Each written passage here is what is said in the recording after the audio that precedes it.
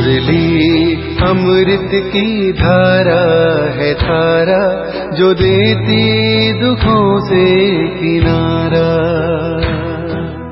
मुरली अमृत की धारा है धारा, जो देती दुखों से किनारा। भूले जीवन में हो जाए शिव बाबा मुरली में समझाए। ओम शांति। आज की तारीख है 27 नवंबर 2021 की साकार मुरली। बाबा के महावाक्य। मीठे बच्चे, ज्ञान धन का दान करने के लिए विचार सागर मंथन करो। दान का शौक़ रखो तो मंथन चलता रहे। प्रश्न, ज्ञान मार्ग में सदा अपने को तंदुरुस्त रखने का साधन क्या है?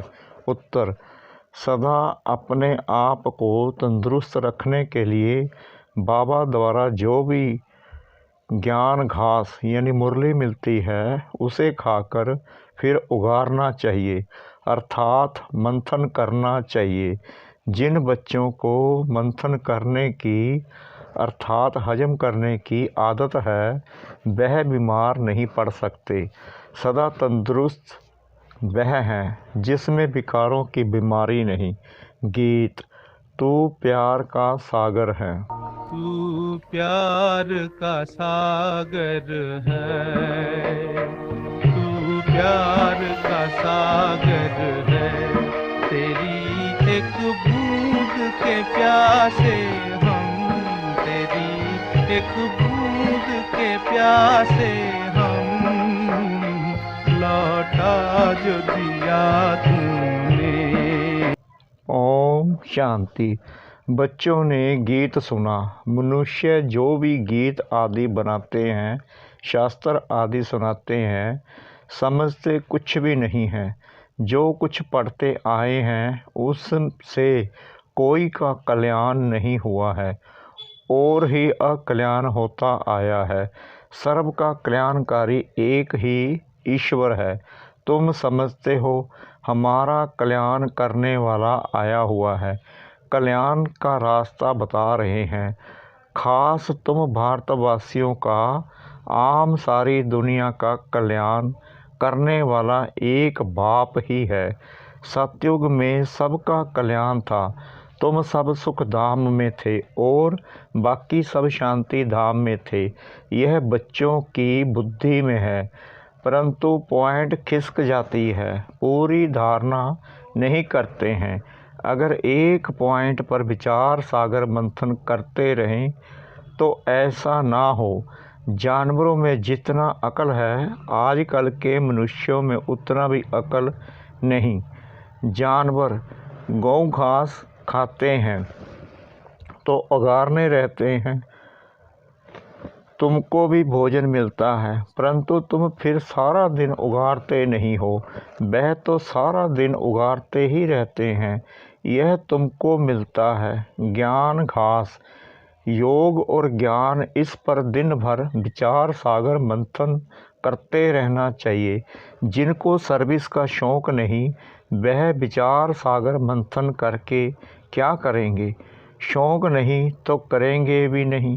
कोई कोई को ज्ञान धन देने का शौक़ रहता है। गौशाला में मनुष्य जाकर गौओं को घास आदि देते हैं, वह भी पुण्य समझते हैं। बाप तुमको यह ज्ञान घास खिलाते हैं। इस पर विचार सागर मंथन करते रहेंगे तो खुशी में रहेंगे और सर्विस का शौक़ भी होगा। कोई लोटा भर लेते हैं अथवा बूंद लेते हैं, वह भी स्वर्ग में चले जाएंगे। स्वर्ग के द्वार तो खुलने ही हैं। यूँ तो ज्ञान सागर को हप करना है। कोई तो सारा हप करते हैं, कोई तो बूंद लेते हैं, फिर भी स्वर्ग में तो जाएंगे। बाकी जितना जितना धारणा करेंगे उतना ऊंच पद पाएंगे। बाकी स्वर्ग में एक बूंद से भी चले जाएंगे। मनुष्य मरते हैं तो उनको गंगा की एक बूंद देते हैं। कोई कोई घर में सदैव गंगा जल ही पीते हैं। कितना पीते होंगे, गंगा तो बहती रहती है, उनको तो कोई हप कर न सके। तुम्हारे लिए तो गाया हुआ है, सागर को हप कर लिया। जो ज्ञान सागर के नज़दीक आ जाते हैं, जास्ती सर्विस करते हैं, वहीं विजय माला में पिरोए जाते हैं। जितना जितना जो हप करते हैं और दूसरों का कल्याण करते हैं, वह पद भी पाते हैं। जितना धारणा करेंगे उतना खुशी भी होगी। धनवान को खुशी होती है ना, जिनके पास बहुत अथाह धन होता है, दान करते हैं, कॉलेज धर्मशाला मंदिर आदि बनवाते हैं, तो उन्हें इतनी खुशी भी रहती है। यहाँ तो तुमको मिलते हैं अविनाशी ज्ञान रत्न, 21 जन्मों के लिए अविनाशी खजाना। जो अच्छी रीति धारण कर फिर दान भी करते हैं, उन्हें अच्छा पद मिलता है। कोई कोई बच्चे लिखते हैं, बाबा हमको दिल होती है नौकरी छोड़ इस रूहानी सर्विस में लग जाएं, प्रोजेक्टर प्रदर्शनी लेकर फिरते रहें। एक बूंद भी कोई को मिलेगी तो कल्याण हो जाएगा। सर्विस का बहुत शौक़ है, बाकी हर एक की अवस्था को बाबा जानते हैं। सर्विस के साथ फिर गुण भी चाहिए, ना क्रोध होना चाहिए, ना कोई उल्टा सुल्टा ख्याल आना चाहिए। विकारों की कोई भी बीमारी ना हो, तंदुरुस्ती अच्छी चाहिए। जिनमें विकार कम हैं, बाबा कहेंगे यह तंदुरुस्त है। बाबा महिमा करेंगे ना, गाया हुआ भी है। कौन कौन अच्छे महारथी हैं, उन्होंने फिर असुर और देवताओं की लड़ाई दिखाई है। देवताओं की जीत हुई। अब हमारी लड़ाई है 5 विकारों रूपी असुरों से। और कोई किस्म के मनुष्य असुर नहीं होते हैं। जिनमें आसुरी स्वभाव है, उनको ही असुर कहा जाता है। नंबर 1 आसुरी स्वभाव है काम का, इसलिए सन्यासी भी इसे छोड़ भागते हैं। इन आसुरी अवगुणों को छोड़ने में मेहनत लगती है, रहना भी ग्रस्त में है, परंतु आसुरी स्वभाव छोड़ना है। पवित्र बनने से मुक्ति, जीवन मुक्ति मिलती है। कितनी भारी प्राप्ति है। वह तो घर बार छोड़ भाग जाते हैं, प्राप्ति कुछ है नहीं।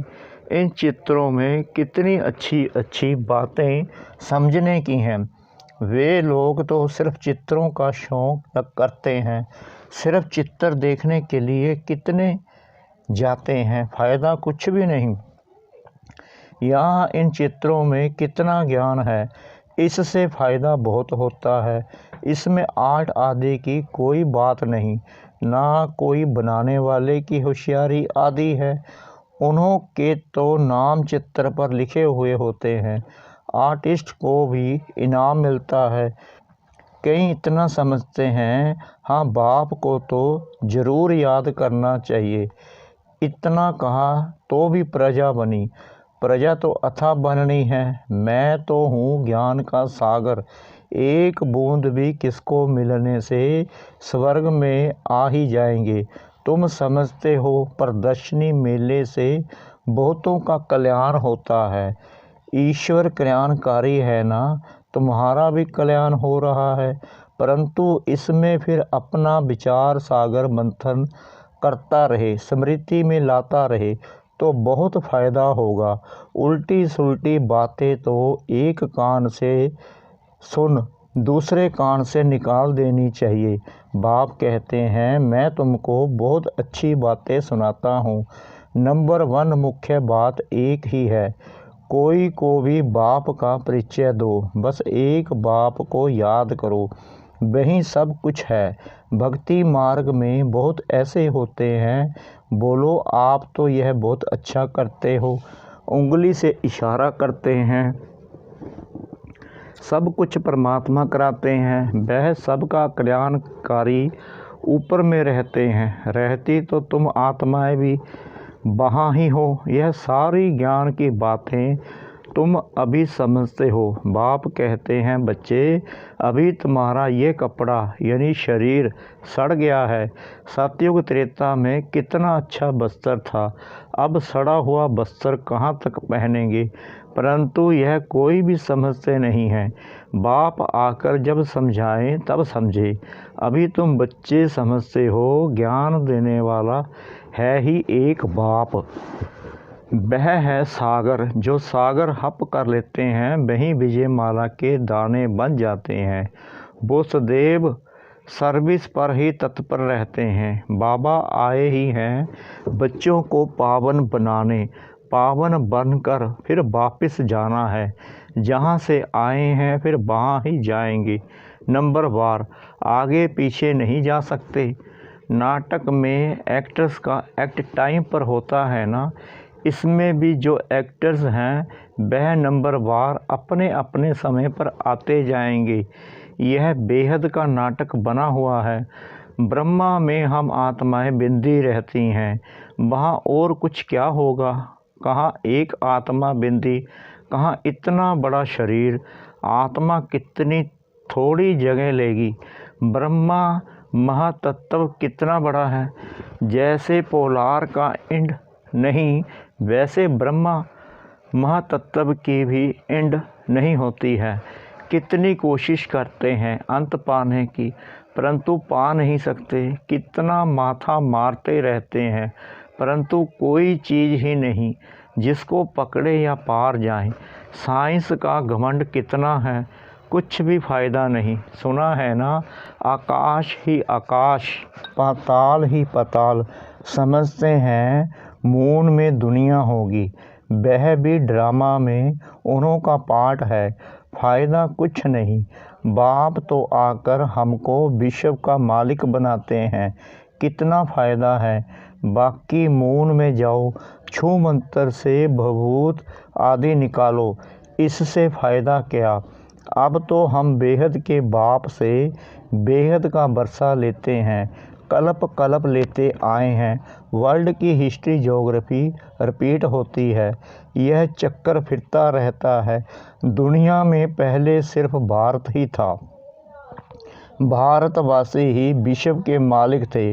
वहाँ देवताओं को कोई खंड का मालूम नहीं रहता। यह तो बाद में वृद्धि को पाते हैं। नए नए धर्म स्थापक आकर अपना अपना धर्म स्थापन करते हैं। बाकी वह कोई सदगति तो नहीं करते हैं, सिर्फ धर्म स्थापन करते हैं। उनका क्या गायन होगा। मुक्ति धाम से आते हैं पाट बजाने। मनुष्य कहते हैं मोक्ष में बैठ रहे। इस आवागमन के चक्कर में आए ही क्यों, परंतु इसमें तो आना ही है, पुनर्जन्म लेना ही है, फिर वापस जाना है। यह बना बनाया ड्रामा का चक्कर है। लाखों वर्ष का ड्रामा तो कोई होता ही नहीं। यह तो नेचुरल अनादि ड्रामा है। इसको कहा जाता है ईश्वरीय कुदरत। रचता और रचना की जो कुदरत है उसको जानना होता है। ऐसा कोई मनुष्य नहीं जो बैठकर पुरुषार्थ करे सृष्टि चक्कर को जानने का। यह सृष्टि का चक्कर कैसे फिरता है, यह ख्याल करना आएगा ही नहीं। सबसे पुराने से पुराना चित्र है शिवलिंग का। खुदा आया हुआ है, फिर उसका यादगार बनाते हैं। पहले जब शिव की पूजा शुरू होती है तो हीरे का लिंग बनाते हैं। फिर जब भक्ति रजो तमो हो जाती है तो पत्थर का भी बनाते हैं।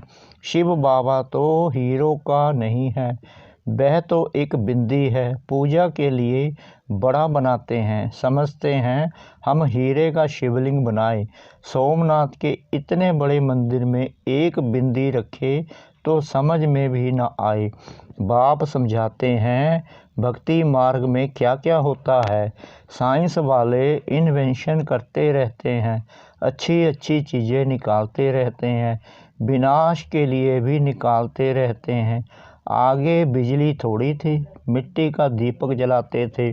बाप समझाते हैं, मीठे मीठे बच्चे थोड़े में राजी मत हो जाओ, अच्छी रीति धारण कर सागर को हप करो। जो अच्छी सर्विस करेंगे तो पद भी अच्छा पाएंगे। सारा दिन खुशी का पारा चढ़ा रहना चाहिए। यह तो छीछी दुनिया है, अब यहाँ से जाएंगे। पुरानी दुनिया तो ख़त्म होनी ही है, तैयारियां हो रही हैं, बाकी थोड़े दिन हैं। इसमें भी कितनी सर्विस करनी है। सारे भारत में तो क्या, विलायत में भी सब तरफ चक्कर लगाना है। अखबारों द्वारा विलायत के कोने कोने तक भी पता लग जाना है। इस सीढ़ी आदि से झट समझ जाएंगे। बाप आता ही है बच्चों को फिर से स्वर्गवासी बनाने। बरोबर लक्ष्मी नारायण भारत में ही राज्य करके गए हैं। महिमा तो बहुत करते हैं कि भारत प्राचीन देश है, बहुत महिमा करते हैं। भारत ऐसा था, भारत में ऐसी पवित्र देवियां थी। तुम जानते हो, हम बाप से 21 जन्मों की प्रारब्ध पाते हैं। बाप बिल्कुल सिंपल पढ़ाते हैं, दिखाते हैं। द्रौपदी के पांव दबाए, वह भी कुछ है नहीं। यह तो बाबा कहते हैं, बच्चे भक्ति मार्ग में धक्के खाकर थक गए हैं, अब हम तुम्हारी थक दूर करते हैं। तुम धक्के खा खा कर पतित बन पड़े हो। बाप कहते हैं, मैं तुम्हारी थक दूर कर रहा हूँ, फिर कभी दुख नहीं देखेंगे, जरा भी दुख का नाम नहीं होगा। बाकी पुरुषार्थ कर ऊंच पद पाना है। अच्छा पद पाएंगे तो कहेंगे ना, इसने पास्ट जन्म में अच्छे कर्म किए हैं। गायन तो होता है ना, परंतु कोई जानते नहीं है कि इन्होंने कब पुरुषार्थ कर यह पद पाया। अभी बाप तुमको ऐसे कर्म सिखलाते हैं, तुमको भी कहते हैं अच्छे कर्म कर ऊंच पद पाओ। यहाँ मनुष्य के कर्म विकर्म होते हैं, वहाँ तो है ही स्वर्ग। कर्म अकर्म होते हैं, वहाँ यह ज्ञान रहता नहीं है। बाप कहते हैं, कर्मों की गति में जानता हूँ।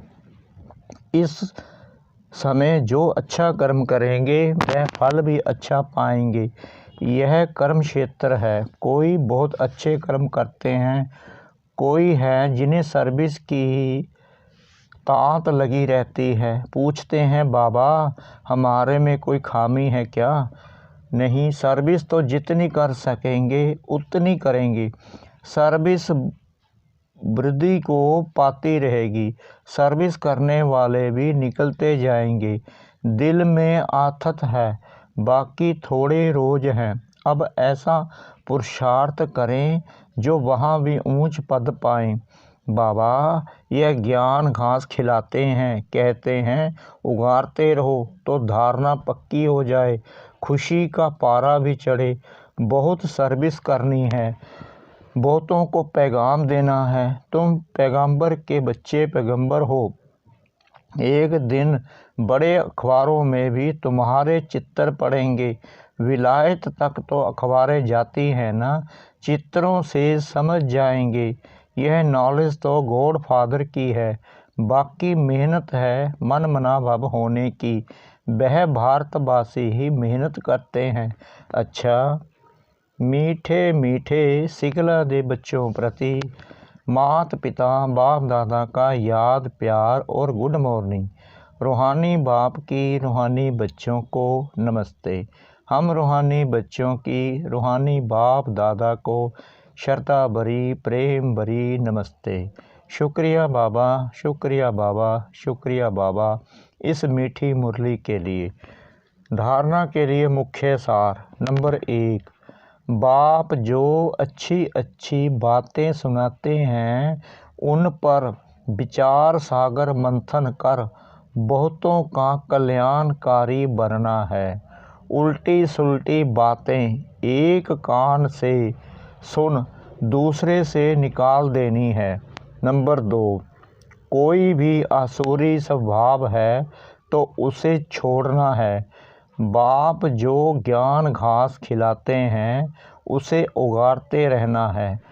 वरदान, सदा अपने पवित्र स्वरूप में स्थित रह गुण रूपी मोती चुगने वाले होली हंस भव।